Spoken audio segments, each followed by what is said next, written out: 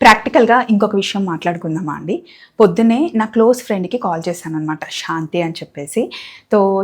చాలా మాట్లాడుతూ ఉంటే మా ఆడపడుచుకి చీర తీసుకొచ్చామే, నేను ఎప్పుడు చీర కొనుక్కున్నా మా ఆడపడుచుకి కంపల్సరీగా చీర కొనాలి, మేము ఏ ట్రిప్కి వెళ్ళినా సరే ఆవిడకి కంపల్సరీ గిఫ్ట్స్ తీసుకురావాలి, ఆవిడ మటుకి మాకు ఏం తీసుకురాదు, అలా తెస్తే కనుక మా అత్తమ్మ అస్సలు ఒప్పుకోరు, ఆడపడుచుకి అయితే మనం అన్నీ పెట్టాలి కానీ ఆడపిల్ల దగ్గర ₹1 కూడా తీసుకోకూడదు, ఇదేం రూలో అని చెప్పి తను మాట్లాడుతూ పెట్టేసింది.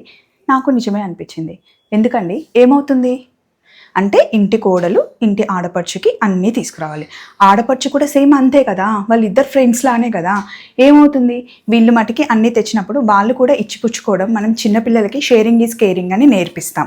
ఇంటి అత్తలే కొంతమంది మెసేజ్ పెడుతూ ఉంటారు, నీకేముంది మీ అత్తమ్మ అర్థం చేసుకుంటుంది, నువ్వేం తెచ్చినా మీ అత్తమ్మ ఏం అనదు కాబట్టి నువ్వు అన్నీ తెస్తావు, నీకేం తెలుసు స్వప్న అని అంటారు. నేను మిమ్మల్ని అనట్లేదండి, మిమ్మల్ని తప్పు పట్టట్లేదు, అంటున్న అత్తమ్మల్నే అడుగుతున్నాను. ఎందుకు అత్తలు, ఏమవుతుంది, ఇంటి ఆడపడుచులు కోడళ్ళకు కూడా తీసుకురావాలి కదా. ఎక్కడికైనా వెళ్తే మీ వదినకి ఏం తెచ్చావు, ఇంటి ఆడపడుచుకి ఏం తెచ్చావని ఇంటి కోడల్ని అడుగుతారు. మరి కూతుని కూడా అడగాలి కదా, నీ మర్దలకి ఏం తెచ్చావే, మీ అన్న భార్యకి ఏం తెచ్చావే అని అడగాలి కదా. ఇద్దరూ సమానమే.